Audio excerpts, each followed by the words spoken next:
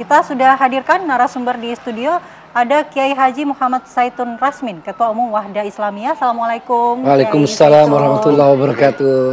Kemudian ada juga Pak Hasibullah Satrawi, pengamat Timur Tengah. Selamat pagi. Assalamualaikum Pak Hasibullah. Mas Philip. Iya, mungkin kita tanya dulu ya ke Kiai Zaitun.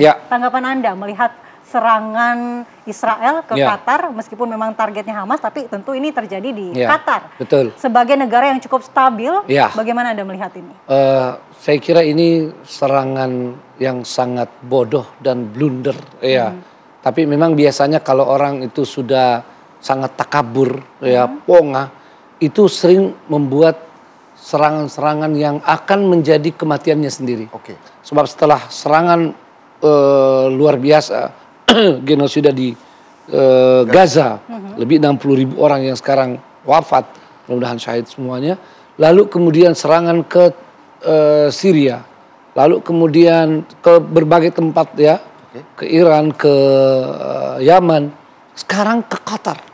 Mungkin Zionis ini berpikir bahwa tidak ada yang bisa mencegah mereka, apalagi merasa mendapat dukungan kuat dari Amerika, terutama dalam perang melawan Iran kemarin.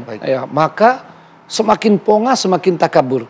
Tapi saya meyakini bahwa ini sudah akan menjadi titik hancuran dari Israel, ini paling minimal akan menjadi awal daripada keruntuhannya. Apalagi kemarin untuk pertama kalinya Dewan Keamanan PBB sebegitu tegasnya, kerasnya memberikan pernyataan, walaupun di awal Dewan Keamanan itu sebetulnya dalam draftnya tidak mengutuk, tidak mengecam serangan itu.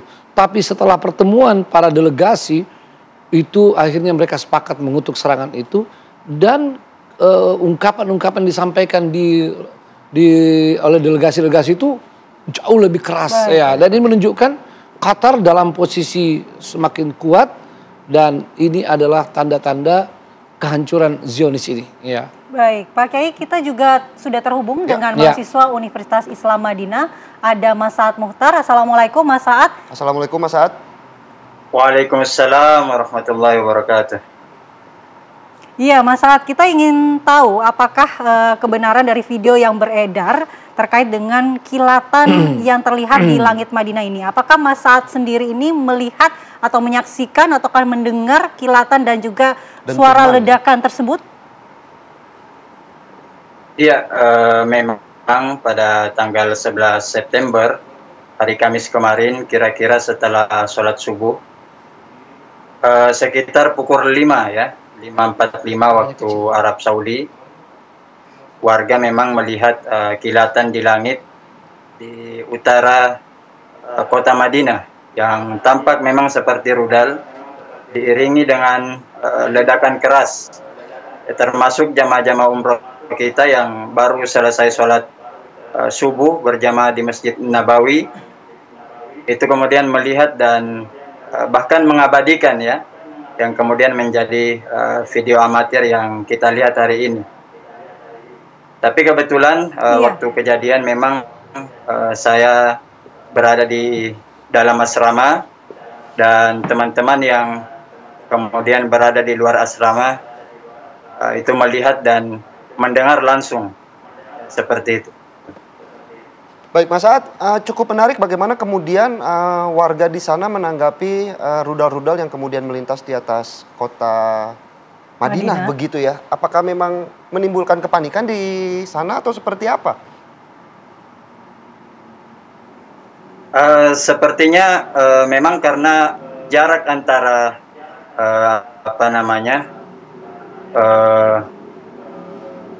kilatan langit yang tampak seperti rudal itu sangat dekat dari Masjid Nabawi, kurang lebih sekitar 5-6 kilo, dan kurang lebih 6-7 kilo dari kampus kami, sehingga memang ada sedikit kepanikan pada awal mulanya. Tetapi hingga saat ini belum ada laporan resmi terkait korban jiwa ataupun kerusakan di lokasi kejadian, dan alhamdulillah aktivitas di kota Madinah khususnya di sekitar Masjid Nabawi dan sekitarnya itu berlangsung normal setelah kejadian seperti itu.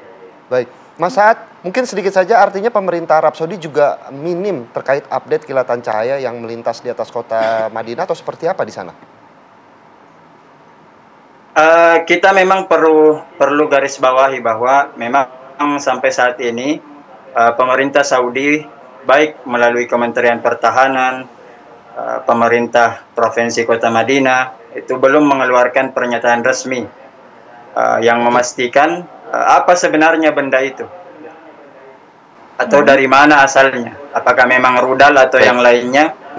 Jadi memang statusnya masih dalam tahap penyelidikan dan investigasi dari otoritas Arab Saudi dan tentu kita menunggu. Baik, terima kasih Mas Saad. Saya mau ke Mas Hasbullah. Bagaimana kemudian merespon Arab Saudi, pemerintah Arab Saudi yang hingga kini masih minim menurut Mas Saad di sana informasi terkait update dari kilatan? Apakah memang ini belum ada tindakan resmi dari pemerintah Arab Saudi seperti apa? Iya, seperti juga tadi dilaporkan, memang sampai hari ini baik dari pihak Arab Saudi ataupun negara-negara terkait belum ada statement resmi. Ini apa yang melintas di Madinah. Tapi Mas Philip dan Mbak Mala, sebenarnya kalau kita pahami kondisi sekarang di Timur Tengah ini, dalam 1 minggu terakhir kita bisa sebut sebagai ini hari-hari genting, hari-hari deadline, hari-hari penuh dengan ketegangan. Saya menduga negara-negara di kawasan sekarang berada di siaga 1. Kenapa? Saya ingin mengatakan bahwa 22 September besok ini adalah hari yang paling menegangkan terutama bagi Israel. Karena satu, bahwa tanggal 22 itu akan dijadikan sebagai momentum oleh Prancis dan Arab Saudi untuk koalisi internasional negara-negara untuk menyuarakan solusi 2 negara. Dan hari ini seperti disampaikan oleh Ustadz Zaitun tadi, itu pengantarnya sudah dilakukan dengan pengambilan suara di majelis umum, di mana 142 mendukung solusi 2 negara, hanya 10 yang melawan dan 12 abstain. Ini prakondisi, puncaknya adalah tanggal 22. Dan kita tahu Israel betul-betul kebakaran jenggot dengan ini semua karena inisiator, pendukung daripada gerakan ini adalah negara-negara yang selama ini secara tradisional mendukung Israel. Ada Inggris, ada Prancis dan juga negara-negara besar di Eropa atau di Barat yang selama ini mendukung Israel, justru sekarang mendukung kemerdekaan atau mengakui kemerdekaan Palestina. Sementara di sisi lain kita juga melihat Israel sampai di hari 707 kalau nggak salah sekarang ini, setelah 7 Oktober 2023 belum mencapai satupun target perang membabi buta yang dia lakukan di Gaza. Mereka ingin mengosongkan Gaza dari Hamas, sampai sekarang Hamas juga nggak bisa dikosongkan. Mereka ingin mengambil paksa sandera, sampai hari ini tidak ada sandera yang bebas tanpa negosiasi. Dan ini membuat sebuah prestasi tersendiri, baik itu Netanyahu atau bahkan Trump. Karena saya melihat Trump dan Netanyahu sebenarnya terlibat dalam permainan strategi yang saya sebut sebagai strategi 2 tangan. Jadi seakan-akan satu memukul, satu seakan-akan dia yang kalem-kalem. Saya belum ada konfirmasi. Saya melihat kalau Trump tidak memberikan pernyataan lebih resmi, lebih keras kepada Netanyahu terkait dengan serangannya ke Qatar, maka patut diduga dengan sangat keras Trump juga menyetujui atau mengetahui serangan itu. Kalau tidak mengambil tindakan lebih tegas. Kenapa? Karena sebagaimana Trump juga sendiri katakan, Trump adalah bagian daripada mitra strategis Amerika. Dan kita harus ingat bahwa Qatar lah satu-satunya negara yang kasih pesawat untuk Trump. Nggak ada negara lain yang kasih itu. Dan Trump menerima dengan sangat bangga. Dia katakan, kalau saya menolak seperti ini kurang persis, kurang lebih begitu indikasi diksi yang digunakan. Bagaimana kita mau menolak hibah seperti ini? Tapi sikap Trump seperti apa? Katanya dia tahu informasinya, mau memberitahu, tapi justru tidak diberitahu sebelum serangan. 2 hari setelah kejadian, menurut saya agak meleset dari yang diharapkan, karena Trump sempat menjanjikan hari Kamis kemarin dia akan berikan statement secara resmi, dan kita ikutin belum ada statement secara resmi. Dan sekarang sedang berlangsung pertemuan-pertemuan elit dari Qatar dengan Amerika untuk menyikapi perkembangan-perkembangan terbaru. Salah satunya juga pertemuan dengan Presiden Prabowo Subianto yang saat ini juga berada di Qatar, dan informasinya pertemuan yang berlangsung hanya 2 jam untuk kemudian membantu kondisi geopolitik. Itu yang sangat kita apresiasi sebetulnya. Kita akan bahas di segmen selanjutnya, Pak Ustadz ya. Tetaplah bersama kami di Apa Kabar Indonesia. Terima kasih.